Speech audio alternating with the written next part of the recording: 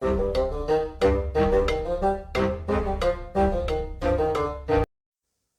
and welcome to the Critically Clueless. Today I want to talk about a game called Mount & Blade Warband. Now this game came out in 2010.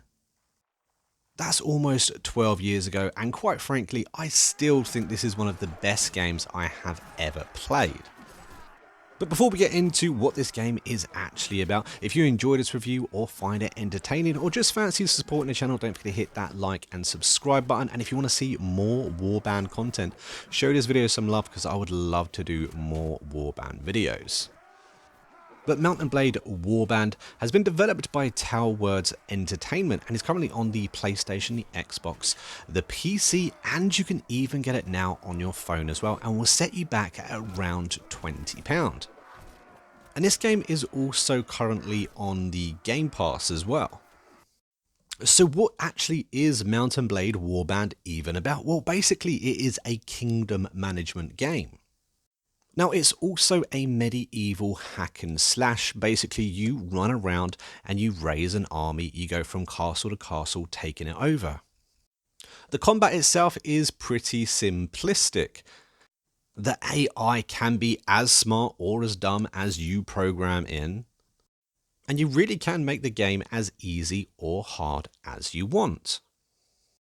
Now what actually drew me to this game was the idea that you can pledge yourself to a king or a kingdom. There are 6 factions within this game, and you can help them take over and become the king of the land or the queen of the land, depending on what kind of side mission you do.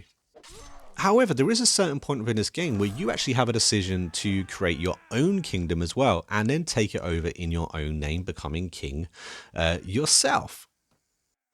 And while doing that, you have to play management in castle management, your inventory management, because you and your boys have got to eat. You've got to have army management, and also it kind of plays as an RPG. As you go through this game, you will get experience where you will then need to level up the stats that you pick. You need to get new weapons and new armor.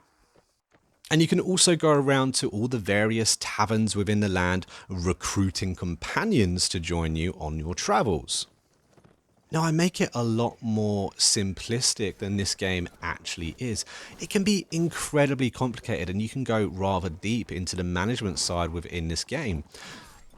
For instance, if you was to have your own kingdom, just having your own kingdom, there is a slight management system there, because you have to have something called a right to rule. If you don't have a right to rule, the other kingdoms will see you as an imposter, and therefore every single one of them will go to war with you.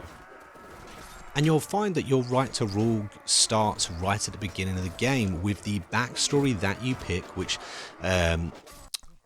dictates the kind of stats that you're going to have.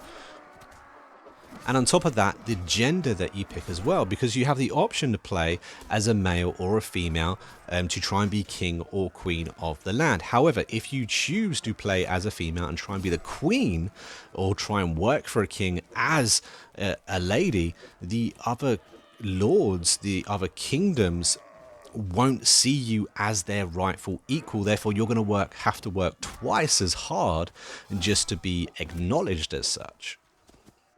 And that's just one of the many management systems within the game.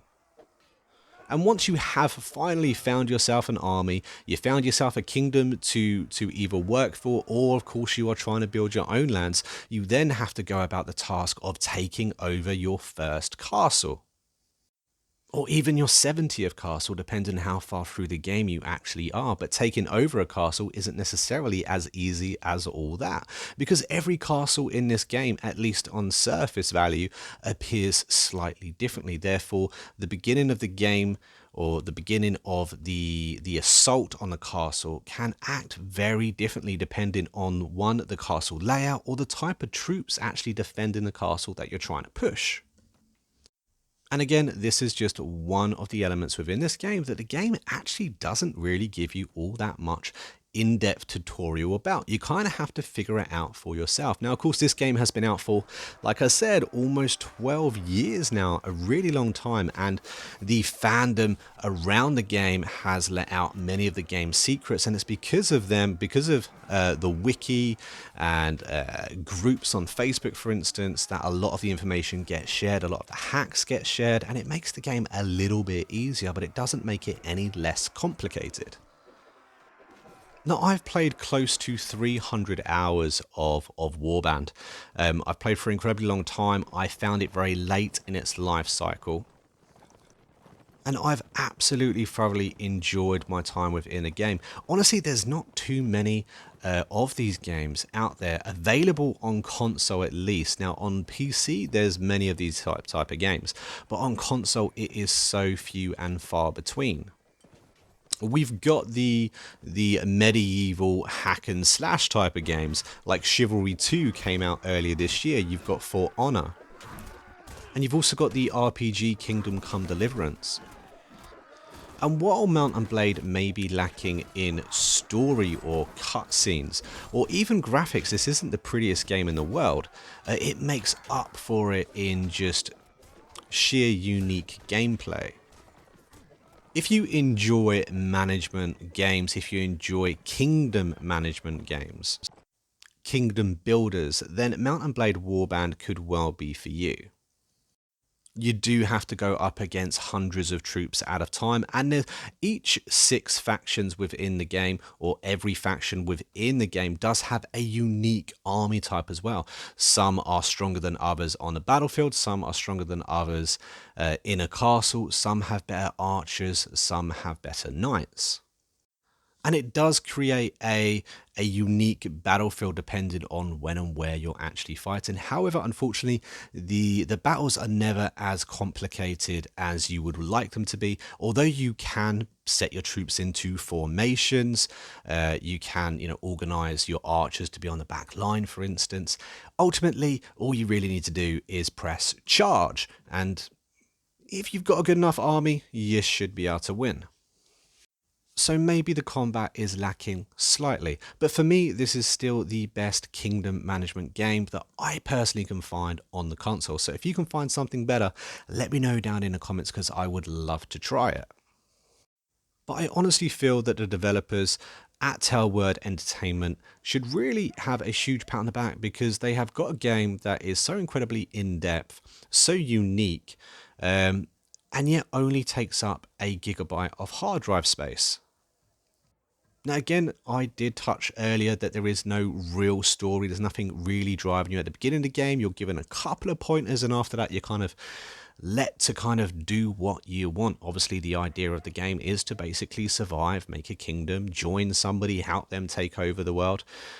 Whatever you choose to do, that's kind of where you're left.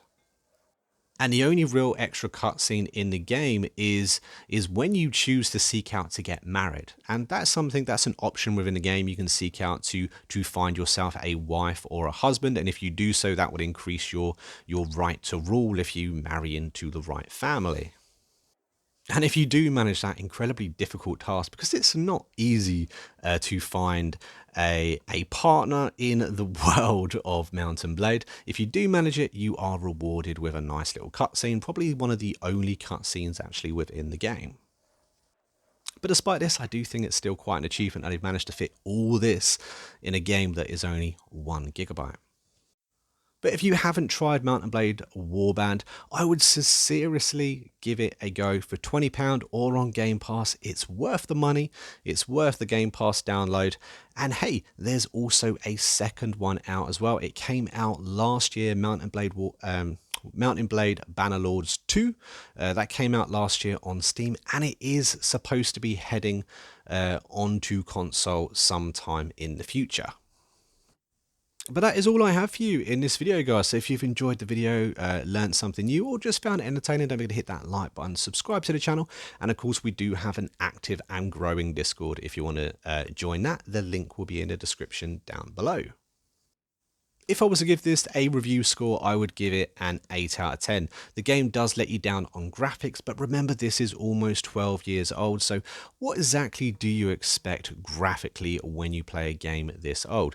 But it is absolutely amazing at what it does, and I would highly recommend it, and that's why I give it an 8 out of 10. And of course, guys, if you have watched to the very end of this video, a big thank you to you, and don't forget to comment red banana down below just to confuse all those people who are not familiar with the channel. But I have been the Monk, and we've been Critically Clueless, and until next time, happy gaming.